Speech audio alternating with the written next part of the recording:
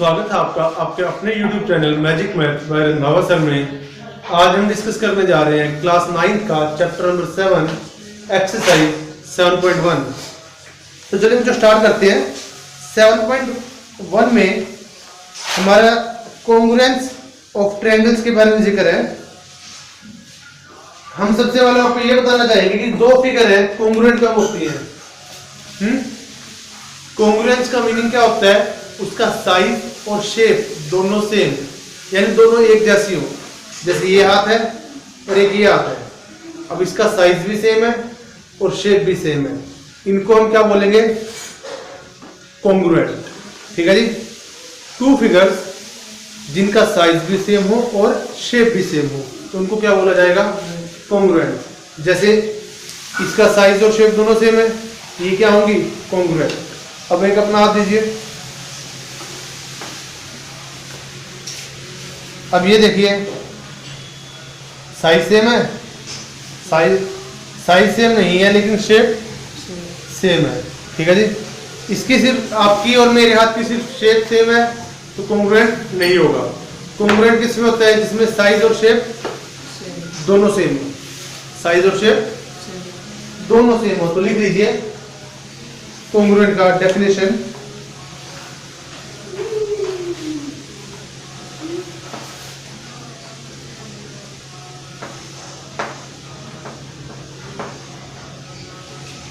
Topic का नाम है कॉन्ग्रुएंस ऑफ ट्रायंगल्स। टॉपिक का नाम ये है ट्रायंगल। ठीक है जी। हम यहाँ पर उनकी कॉन्ग्रुएंसी के बारे में बात करेंगे।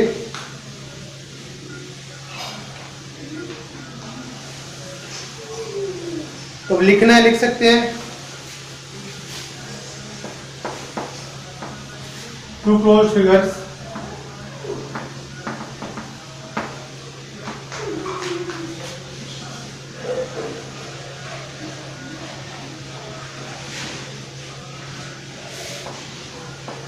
if two closed figures are same in size as well as shape, they are called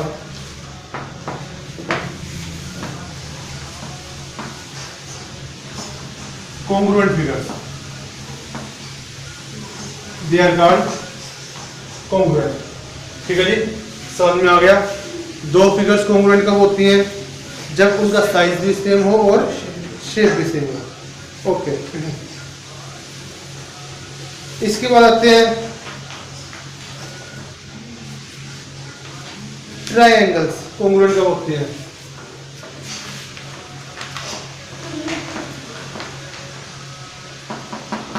अब ट्रायंगल्स की बात है, वो कॉन्ग्रुएंट कब होंगी? दो ट्रायंगल्स हैं, वो कॉन्ग्रुएंट कब होंगी? जब एक ट्रायंगल के ऊपर दूसरी ट्रायंगल कंप्लीटली फिट हो जाए, इनका साइज भी सेम और शेप भी। और साइज और शेप सेम कब होगा? अब ये लिखिए two triangles, triangle ABC and triangle PQR are congruent कब? if नंबर 1 उनकी corresponding sides इक्वल हो, their corresponding sides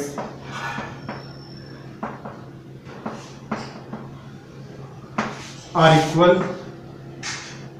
corresponding sides क्या हो? दैट इज कॉरस्पॉन्डिंग का मतलब क्या? अभी यहां से ABC और PQR लिया है तो यहां पे पहले दो वर्ड AB किसके इक्वल होनी चाहिए? पहले वाली दो वर्ड इसके PQ। यानी जो ट्रायंगल आप कॉन्ग्रुएंट शो कर रहे हो तो वर्डिंग उन्हीं के अकॉर्डिंग लेनी पड़ेगी आपको। यानी AB और PQ के इक्वल हो, BC किसके इक्वल हो? लास्ट के दो वर्ड्स QR। और AC किसके इक्वल हो? PR। ठीक है जी। पहली बात तो ये उनकी कॉरस्पॉन्डिंग साइड्स क्या होनी चाहिए? Same. Second, their corresponding angles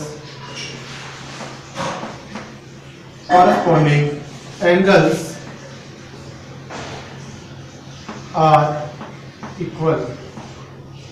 उनकी कॉरस्पॉन्डिंग साइड्स भी सेम हो और उनके कॉरस्पॉन्डिंग एंगल इक्वल हो। कॉरस्पॉन्डिंग एंगल का मतलब ए वाला एंगल किसके इक्वल होना चाहिए, that is angle A is equal to angle P, angle B equal to angle Q, angle C equal to angle R. यानी जिन ट्रायंगल्स को आप कॉन्ग्रुएंट शो कर रहे हो तो यहाँ पे कॉरस्पॉन्डिंग वर्ड खास इंपॉर्टेंट है। कॉरस्पॉन्डिंग का वर्ड ये देखिए, ए वाला एंगल क्यू आर वाले के इक्वल हो जाए, बी वाला पी वाले के इक्वल हो जाए, सी वाला क्यू वाले के इक्वल हो जाए तो कॉन्ग्रुएंट हो जाएगी।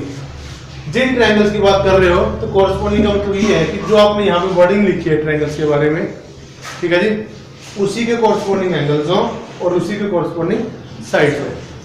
समझ में आ गया? तो यहाँ पे जो वर्डिंग का रोल है वो मोस्ट इंपोर्टेंट रहने वाला है, ध्यान रखिएगा इसको। ओके,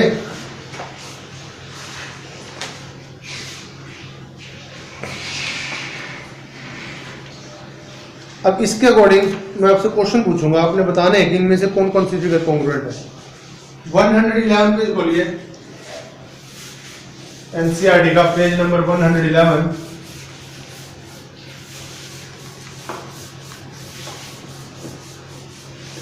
नंबरिंग का खास ध्यान रखना है, ठीक है।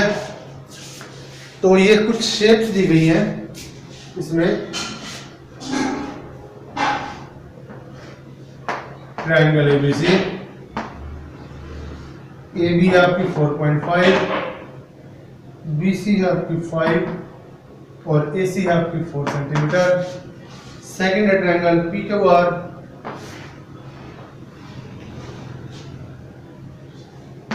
पी क्यू आर,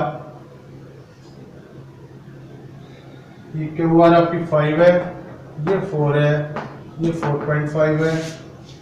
नेक्स्ट है आपकी DEF,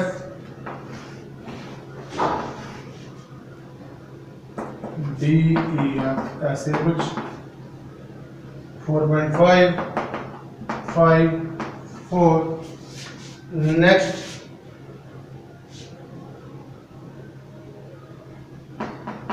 फोर्थ में आपकी ट्रायंगल कुछ ऐसे दे रखी है टेढ़ी करके, MNR, ये 4 है, ये 5 है, ये 4.5 है और लास्ट वाले में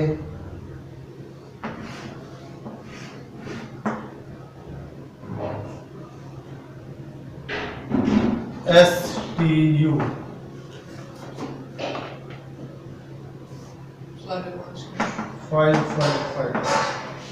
अब सुनिए, जो इनके कॉरस्पॉन्डिंग एंगल्स है वो तो इक्वल दे रखे हैं, ठीक है जी। मैं ये पूछता हूँ, ट्रायंगल एबीसी कॉन्ग्रुएंट के लिए सिंबल होता है ये वाला, ये एबीसी ट्रायंगल किसके सिमिलर कॉन्ग्रुएंट आएगी? पहले इन दो ट्रायंगल्स में ऑप्शन दे रहा हूं आपको, triangle P Q R, second Q R P, third R P Q, next triangle Q P R Q P and P R Q. देखो आपको समझाना चाहता हूं कि इसमें नंबरिंग का कितना इंपॉर्टेंट रोल है, यानी उसको कॉन्ग्रुएंट तभी होंगी जब वो एक जगह पे रखी भी जाए। देखो ये चीज है, इसके तो कॉन्ग्रुएंट हो सकती है, साइज भी सेम है और शेप भी सेम है, लेकिन अगर हम इसको पलट देंगे ऐसे करके, क्या ये कॉन्ग्रुएंट हो पाएगी? नहीं। ठीक, कॉन्ग्रुएंट तभी मानी जाएगी जब साइज एक के ऊपर एक बिल्कुल फिट आ जाए, तभी कॉन्ग्रुएंट होंगे, अदरवाइज नहीं। अब ट्रायंगल्स है, कॉन्ग्रुएंट तो है, लेकिन हो सकता है कि एक ट्रायंगल ऐसे हो और दूसरी ट्रायंगल ऐसे पड़ी हो। कॉन्ग्रुएंट तभी मानी जाएगी जब वो बिल्कुल एज इट इज शेप के तौर पे आ जाएगी। तो नंबरिंग का रोल इंपॉर्टेंट है। तो ट्रायंगल एबीसी लिखी है और साथ में मैंने इसी ट्रायंगल की 6 ऑप्शन बता दिए हैं। पी क्यू आर आपने बोला पी क्यू आर। अब एक बात देखिए, क्या बोला था मैंने, ट्रायंगल्स कॉन्ग्रुएंट कब होंगी, जब उनकी कॉरेस्पॉन्डिंग साइड्स इक्वल होंगी। ए बी के कॉरेस्पॉन्डिंग क्या है, पी क्यू। ए बी कितना है 5, पी क्यू कितना है 4.5। तो ये तो कॉन्ग्रुएंट नहीं हो सकती, साइड से सेम नहीं है इसके तो 4.5 है। अच्छा sorry, A B 4.5, P Q 4.5, दूसरा यहाँ से बी सी 5, क्यू आर 5, ठीक है जी। तीसरा ए सी 4 एंड पी आर 4। चलिए आपने ये बोला बिल्कुल ठीक। तीसरा ऑप्शन इनमें से बताइए, 6 ऑप्शन लिखने नहीं वाला, अपने आप पता होगा, ऐसे ऐसे 6 ऑप्शन बना के लिख दीजिए। डी ई एफ की होगी, ई एफ डी की होगी, किसकी होगी congruent, F D F D. देखते हैं, ए बी के corresponding F D, F D, B C के corresponding DE, B C 5, DE 5, ठीक है। तो मेरे ख्याल से आपको समझ में आ गया। इसका भी बता दीजिए, ए बी सी किसके कॉन्ग्रुएंट होगी, नीचे वाले में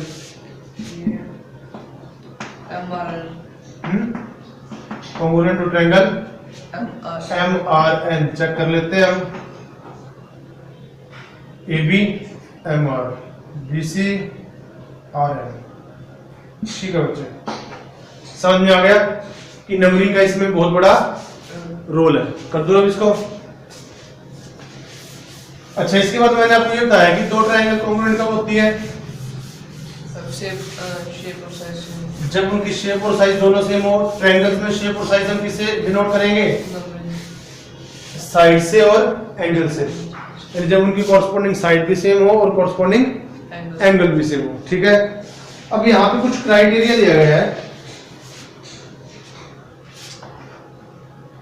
क्राइटेरिया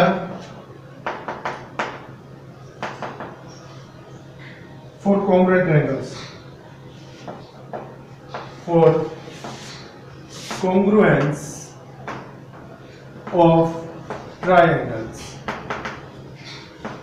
यानी किन्हीं दो ट्रायंगल्स को कॉन्ग्रुएंट होने के लिए क्या क्या जरूरी है। देखो जरूरी तो वही है कि साइड भी सेम हो और एंगल भी सेम हो, ठीक है।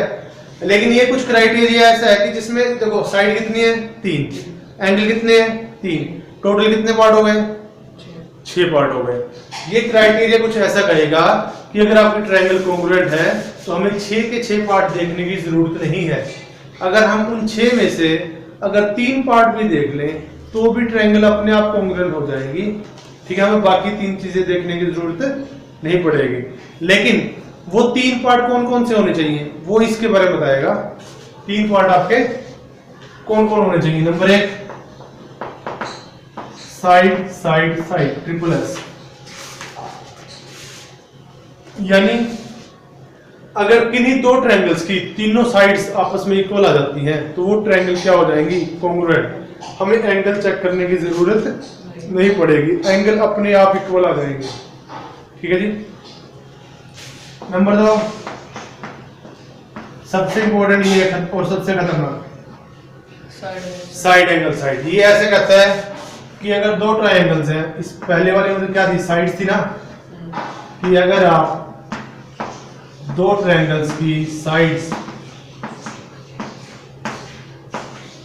अगर साइड्स इक्वल है तो वो दो ट्रायंगल क्या हो जाएंगी कॉन्ग्रुएंट। हमें एंगल चेक करने की जरूरत नहीं पड़ेगी, ठीक है जी।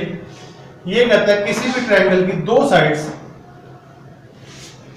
अगर कॉन्ग्रुएंट हो गई देन हम लिख सकते हैं तो ये एंगल अपने आप इक्वल हो जाएंगे। यहाँ पे ए वाला पी के, बी वाला क्यू के और सी वाला आर के, ठीक है जी। इनको चेक करने की आपको जरूरत ही नहीं पड़ेगी, ठीक है। फिर आप जब ये ट्रायंगल कॉन्ग्रुएंट है तो आप ये लिखोगे दीज आर इक्वल, और रीजन क्या लिखोगे,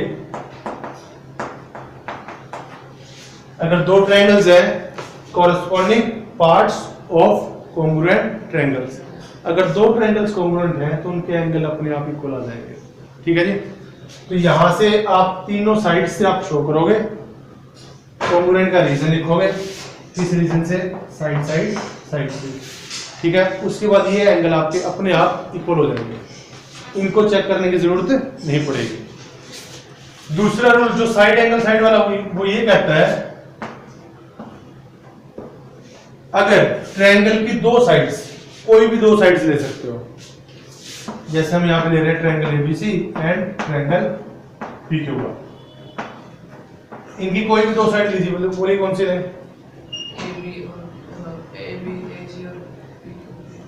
ए बी ए सी, और इसके ए बी को कॉरस्पॉन्डिंग कौन सी लेनी पड़ेगी? पी क्यू, और ए सी को कॉरस्पॉन्डिंग पी आर। अगर ये कॉरस्पॉन्डिंग दो साइड्स इक्वल हो, ठीक है जी, और दो साइड्स के बीच वाला एंगल, दो साइड्स के ध्यान है ना बीच वाला, यानी अगर ये दो साइड्स ली है तो इनके बीच वाला एंगल कौन सा? ए वाला, और इधर से पी वाला। तो यहां पे देखो एंगल बीच में रखा है, दो साइड्स और उनके बीच वाला एंगल अगर इक्वल है तो ट्रायंगल्स क्या हो जाएंगी? कॉन्ग्रुएंट। ठीक है जी, यहाँ स्पेशल वर्ड बोला बीच वाला, बच्चे गलती ऐसे करते हैं, दो साइड्स इक्वल कर देते हैं जैसे ये, और ये साइड वाला एंगल ले लेते हैं, ठीक है, और कह देते हैं कॉन्ग्रुएंट हो जाएंगे, जो कि आगे चल के बिल्कुल गलत हो जाता है। ठीक है, दो साइड्स और उनके बीच वाला एंगल अगर इक्वल है, देन जो ट्रायंगल्स है वो अपने आप कॉन्ग्रुएंट हो जाएंगे। ठीक है जी, ना तो आपको तीसरी साइड चेक करने की जरूरत है और ना ही आपको बाकी के दो एंगल चेक करने की जरूरत है, वो अपने आप इक्वल मिलेंगे। समझ गए? कोई दिक्कत? तीसरा रूल है एंगल साइड एंगल। अब की बार साइड क्या है? बीच में है, बीच में है ना। ये क्या कहता था? इन्हीं भी दो ट्रायंगल्स के दो एंगल, कोई भी दो एंगल ले सकते हो आप, और एक साइड नहीं, दो एंगल्स के बीच वाली साइड। यानी अगर कोई भी दो ट्रायंगल्स है ए बी सी और यहां से पी क्यू बार, इनके कोई भी दो एंगल लीजिए, मान लो ए बी सी लिया और ये, ठीक है जी। अगर दो एंगल इक्वल हो, angle B equal to angle क्या हो, और angle C equal to angle R, और उनके बीच वाली साइड यहां से बी सी और यहां से क्यू आर, अगर ये इक्वल है तो भी ट्रायंगल क्या हो जाएंगी? कॉन्ग्रुएंट। समझ गए? तो ना तो आपको तीसरे एंगल चेक करने की जरूरत है और ना ही बाकी की दो साइड चेक करने की जरूरत है, वो भी अपने आप इक्वल मिलेंगे। समझ में आ गया? चौथा क्राइटेरिया कहते हैं एंगल एंगल साइड। यानी अब ये कहता है दो एंगल और कोई भी साइड। पहले वाला क्या कह रहा था? दो एंगल और उनके बीच वाली साइड इक्वल है तो ट्रायंगल कॉन्ग्रुएंट हो जाएंगे। अब की बार इसने बीच वाली का जिक्र ही नहीं किया, फिर दो एंगल्स और कोई भी साइड, चाहे बीच वाली हो चाहे साइड वाली हो। ठीक है जी, कोई दो एंगल और कोई भी साइड अगर इक्वल है इनकी आपस में, कोरस्पॉन्डिंग होनी चाहिए। यानी अगर यहां से आपने ए बी लिया है तो यहां से क्या लोगे? P Q. कोई भी दो एंगल और कोरस्पॉन्डिंग साइड अगर इक्वल है तो भी ट्रायंगल क्या हो जाएगी? कॉन्ग्रुएंट। ठीक है जी, समझ में आ गया? फिफ्थ एंड लास्ट, सबसे लास्ट ये होता है RHS। RHS ये रूल यूज होता है राइट एंगल ट्रायंगल के लिए।